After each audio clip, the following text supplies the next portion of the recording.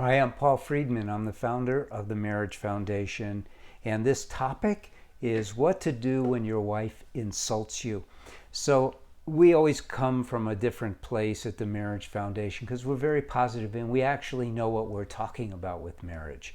I used to be a divorce mediator, and then a couple helped me to heal their marriage instead of divorce them. And I probably shouldn't have. It's over 20 years ago, though. I said, yeah, and let me look into marriage. So I talked to my psychologist friends, how do you do this? What do you do? And I just wasn't satisfied with how they approached their so-called marriage help. I realized later that they really never help anybody because Western psychology doesn't have a place in marriages.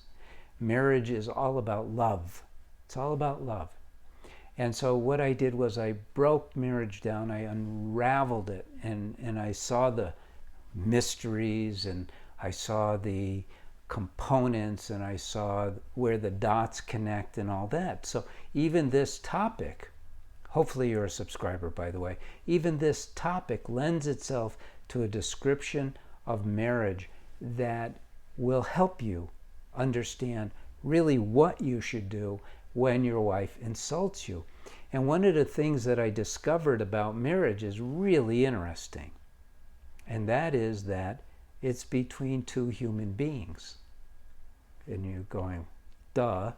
Well, what do you know about human beings? What do you know about yourself? We're fed all of this Western psychological stuff, but it doesn't really answer the questions. Because what we want as human beings is exactly what we want when we're married, and that is happiness. It's not just any kind of happiness, but that deep joy that we felt when we realized we were in love with the person who we asked to marry us. And that joy escapes us because we're not looking in the right places. We're not taught that it's only a very fleeting happiness that comes from externals. Let's take the opposite of your wife insulting you. Your wife praises you. She compliments you. You feel uplifted. You feel good. So truly, it's the right thing for you to do to her, to compliment her and to never insult her, because now you know how badly it hurts. But what is it hurting? You're a soul. You have a mind, you have a body, but you're the soul. What is the nature of the soul? And this is what we're not taught. The nature of the soul is pure bliss, love, joy, wisdom. That's your true nature.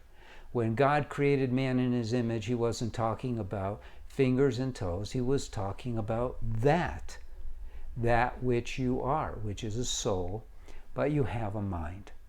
And you have a mind so that you can interact in this world, so you could calculate things, so that you could remember things, so that you could sense things, all of these things.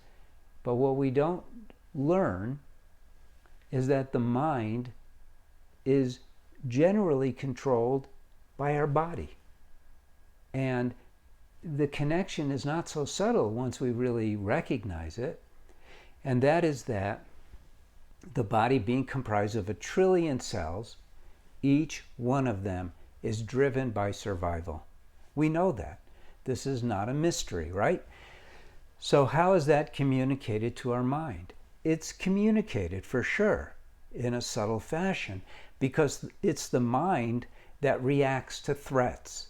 It's the mind that appraises whether something is an opportunity for us. When I say an opportunity, survival depends on oxygen, air, water, food, and secondary to this drive to survive is the drive to procreate, to reproduce. So it's also evaluating opportunities. It's looking all the time, and we don't consciously know it. Why do you think it is that when you're standing on top of a hill, overlooking beautiful scenery, or overlooking the ocean, or whatever, that we feel at ease? Think about it. It is because we can scan the horizons for danger. And when there's no danger, we can be relaxed. And this is how subtle it is when we're not paying attention. Now, when you're insulted, it's the ego, it's the mind, the little I that is insulted. The soul can't be insulted. The soul is infinite. It's infinite love and joy and peace. It cannot be insulted. So now we ask the question, what do you do when your wife insults you? So you're asking for, what do I do with her? But we don't mess around with that. We go deeper. We go much deeper. We go, why should you be insulted?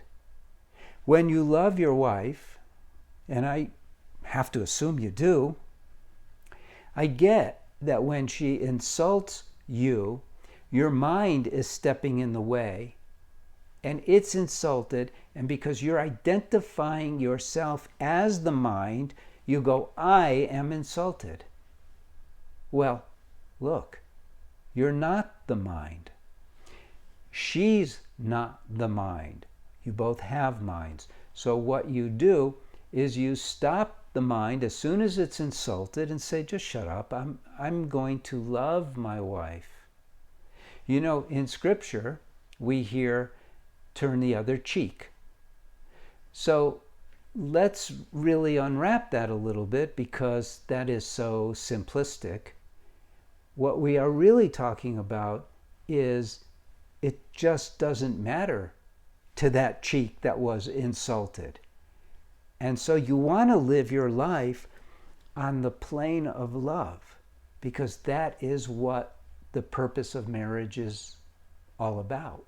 To live in love and then take care of all the mundane stuff in a practical way, how you should, based on what's going on in the world and in your world. So you see, the real answer is not how to respond to her. It's definitely not to tell her, you just insulted me, because all that's going to do is create a ping pong between her ego and your ego, and it's never ending. What you really want to do is, you as an individual, without telling your wife what you're doing, because it's not necessary, is rise above it. And when she insults you, look at her and remind yourself how much you love her.